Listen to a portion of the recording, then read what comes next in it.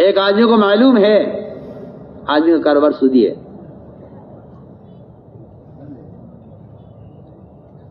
معلوم ہے، سب خبر ہے، لیکن آپ یہ کہتے ہیں کہ ایسے بھی کیا متقی بننا؟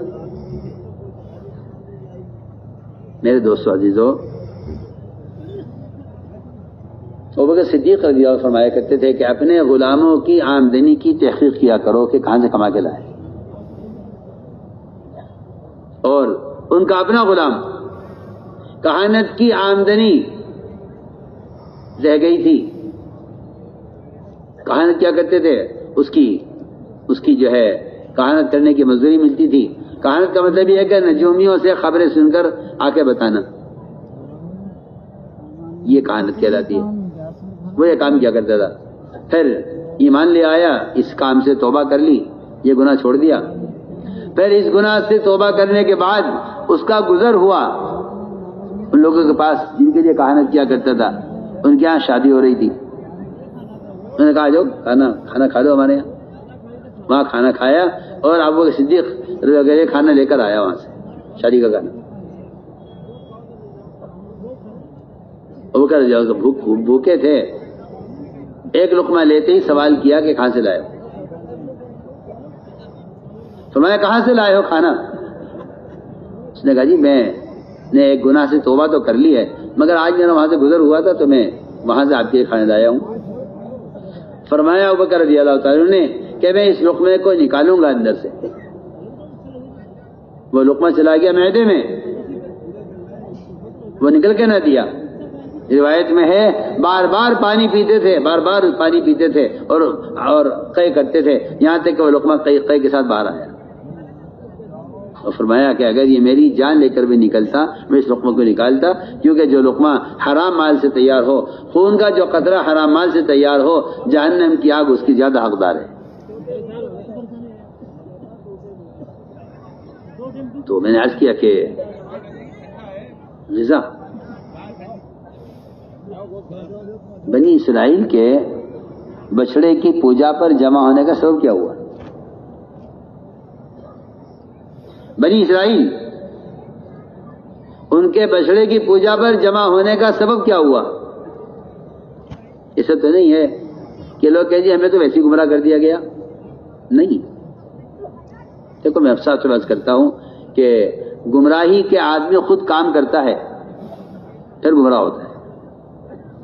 ایسا نہیں ہے کہ کوئی کسی کو زبردستی گمراہ کر دے، ایسا نہیں ہوتا، بلکہ آدمی گمراہی کے کام کرتا ہے تو گمراہ ہوتا ہے. ہوا یہ کہ بنی اسرائیل میں ایک شادی تھی، انہوں نے شادی کے لیے مال مستعار لیا، ادھار، کہ بھائی میرے یہاں شادی ہے، ہمیں سونے کی ضرورت پڑ گئی ہے اور ہم شادی ہو جائے گی تو ہم آپ کا قرضہ واپس کر دیں گے، ادھار لیا ہے واپس کر دیں گے.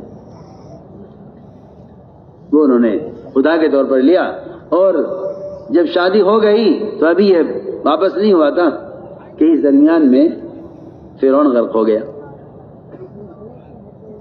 اور جن کا سونا تھا وہ بھی غرق ہو گئے، ختم ہو گئے.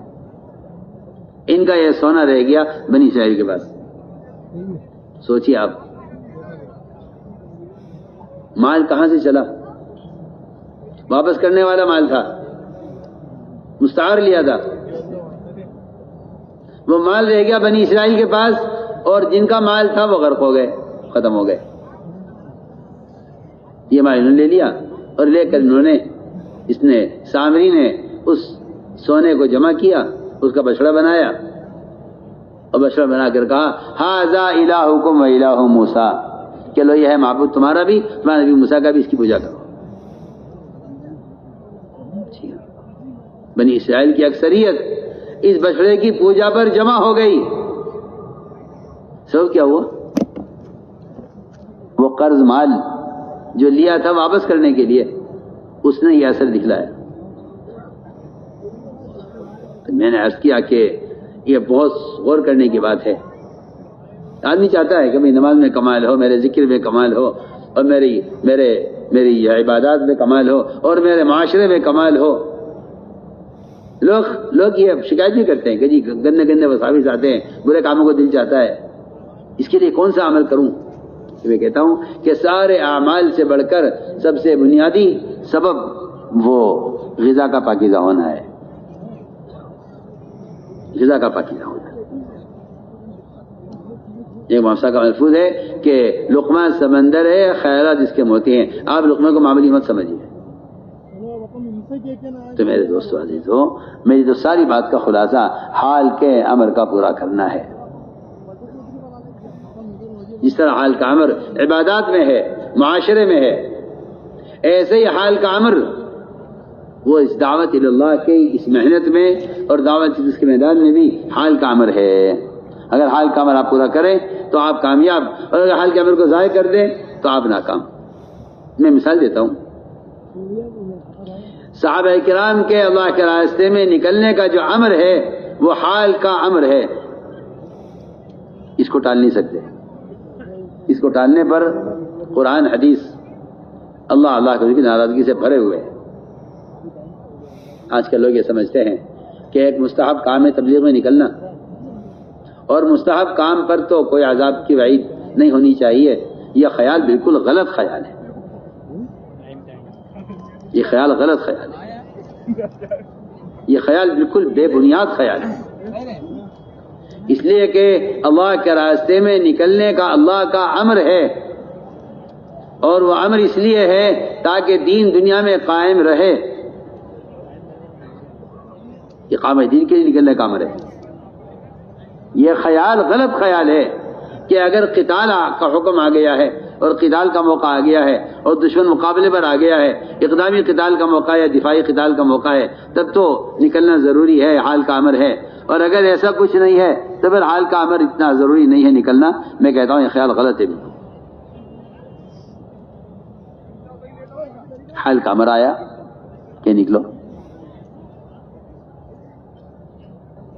3 صحابہ، کعب بن مالک، سعید بن امیہ، بن ربیع، ان 3 صحابہ کو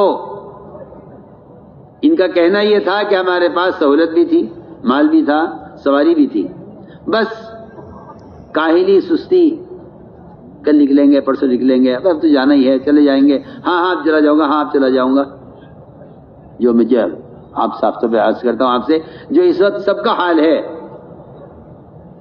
کہ لوگوں کا خیال یہ ہے کہ نکلنا دین سیکھنے کے لیے تو ہے، اور میں تو اللہ کا فضل ہے دیندار آدمی ہوں۔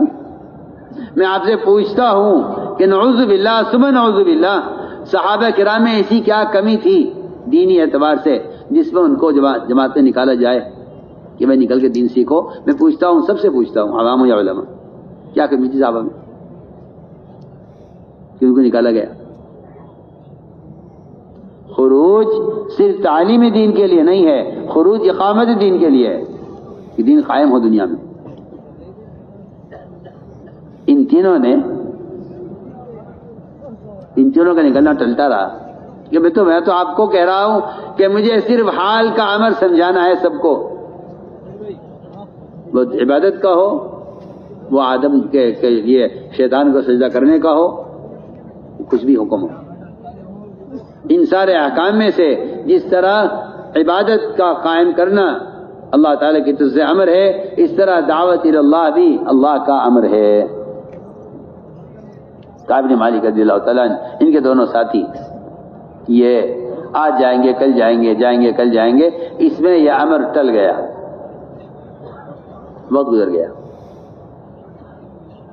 اللہ کی شان، اللہ ناراض، اللہ کے رسول ناراض، سارا مدینہ ان سے ناراض، پورے مدینہ میں کا بائیکاٹ کیا گیا کہ انہوں نے اللہ کے راستے میں نکلنے میں، جبکہ پھر عرض کر دیتا ہوں کہ تبوک میں قتال بھی نہیں ہوا